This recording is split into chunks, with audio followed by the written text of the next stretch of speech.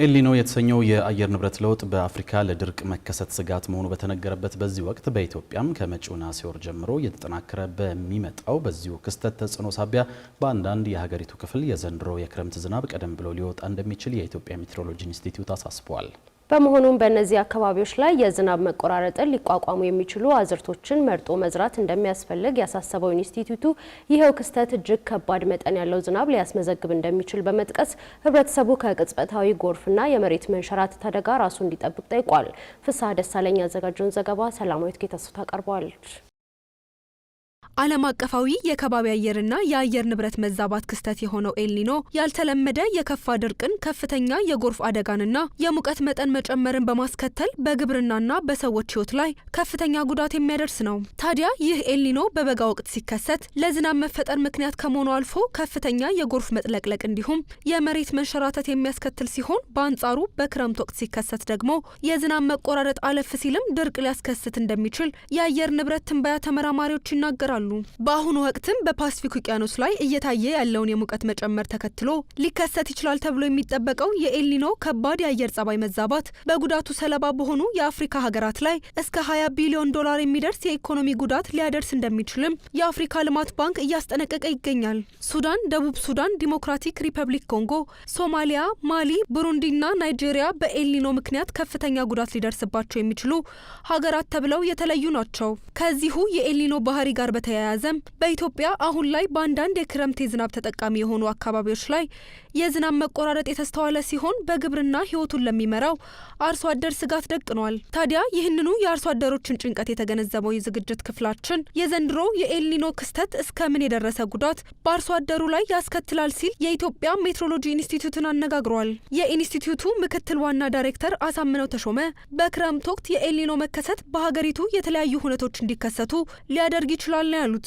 በተለይም የክረምት ዝናብ ተጠቃሚ በሆኑ አንዳንድ አካባቢዎች የተመጣጠነ የዝናብ መጠንና ስርጭት እንዲያገኙ ቢያስችልም በሌሎች አካባቢዎች ላይ ደግሞ ከመደበኛ በታች የሆነ የዝናብ መጠንና ስርጭት እንደሚጠበቅ ነው ያስገነዘቡት። ኤልኒኖ ክረምት ላይ በሚከሰትበት ወቅት በሁሉም የሀገራችን አካባቢዎች በተመሳሳይ ሁኔታ ተጽዕኖ አያሳርፍም ማለት ነው። በተለይም የኤልኒኖ ክስተት ከዚህ ቀደም የተለያዩ ጽሁፎች የሚያመላክቱት ቀጥተኛ ተጽዕኖ የሚያሳድረው በምስራቅና በደቡብ ትግራይ አካባቢዎች፣ በሰሜንና በደቡብ ወሎ ዞኖች፣ በአፋር ክልል ዞኖች፣ የተወሰነ የመካከለኛ ሀገራችን አካባቢዎችና በምስራቅ የሀገራችን አካባቢዎች ላይ ኤልኒኖ ክረምት ላይ በሚከሰትበት ወቅት ተጽዕኖ የጎላ ሊሆን የሚችለው ማለት ነው። በአንጻሩ ደግሞ ኤልኒኖ ክረምት ላይ ቢከሰትም እንኳን የምዕራብ አጋማሽ የሀገራችን አካባቢዎች እምብዛም በሚኖር የዝናብ መጠንና ስርጭት ላይ አሉታዊ ተጽዕኖ በጣም አነስተኛ ነው ማለት ነው። ምክትል ዋና ዳይሬክተሩ አክለውም በሰሜን ምስራቅና የምስራቅ የሀገሪቱ አካባቢዎች ላይ በመጪው ነሐሴ ወር እየተጠናከረ በሚመጣው የኤልኒኖ ክስተት ተጽዕኖ ሳቢያ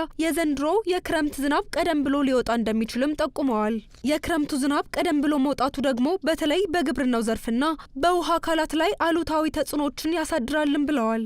የኤልኒኖ ክስተት በደንብ እየተጠናከረና እየተስፋፋ የሚመጣው ከቀጣዩ ነሐሴ ጀምሮ ነው ማለት ነው።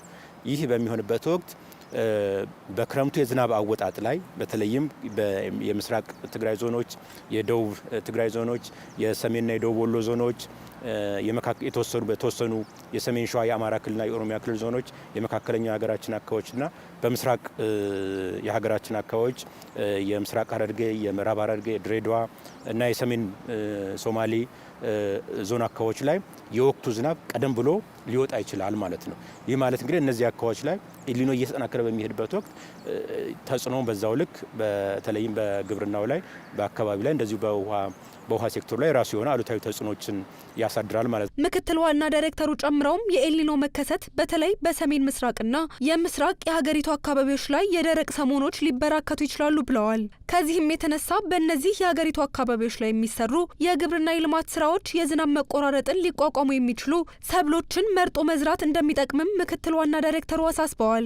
ስለዚህ እነዚህ አካባቢዎች ላይ ቅድም እንዳልኩት እንግዲህ ወቅቱን ያገናዘበ አዝርቶችን በወቅቱ ውስጥ የሚጠበቀውን የእርጥበት ሁኔታ ያገናዘበ አዝርቶችን የዝናብ መቆራረጥን ሊቋቋሙ የሚችሉ አዝርቶችን መርጦ መጠቀም ያስፈልጋል ማለት ነው። ስለዚህ በእነዚህ አካባቢዎች ላይ እንግዲህ ከቀጣዩ ነሐሴ ጀምሮ የደረቅ ሰሞናቶች የመበራከት ወቅቱም ከነዚህ አካባቢዎች ላይ ቀደም ብሎ ሊወጣ ይችላል ማለት ነው። በሌላ በኩል የኤልኒኖ ተጽዕኖ በሰሜን ምስራቅና ምስራቅ የሀገሪቱ አካባቢዎች ላይ ለዝናብ መቆራረጥ የጎላ አሉታዊ ተጽዕኖ ቢኖረውም በአንጻሩ የደቡብ አጋማሽ የሀገሪቱ አካባቢዎች ላይ በሚኖረው መደበኛና ከመደበኛ በላይ የዝናብ ስርጭት በእነዚህ አካባቢዎች ላይ የሚገኙ ተፋሰሶች በቂ ውሃ እንዲኖራቸው ያስችላልም ብለዋል። ምንም እንኳን የኤልኒኖ ክስተት እየተጠናከረ ቢመጣም በቀጣይ ወራት ደግሞ ከቀጣዩ ነሐሴ መጨረሻ መስከረም፣ ጥቅምት ጀምሮ ማለት ነው ለአርብቶ አደሩ አካባቢዎች በተለይም ለደቡብ አጋማሽ የሀገራችን አካባቢዎች መደበኛና ከመደበኛ በላይ የሆነ የዝናብ መጠንና ስርጭት እንዲኖረው አስተዋጽኦ ያደርጋል ማለት ነው።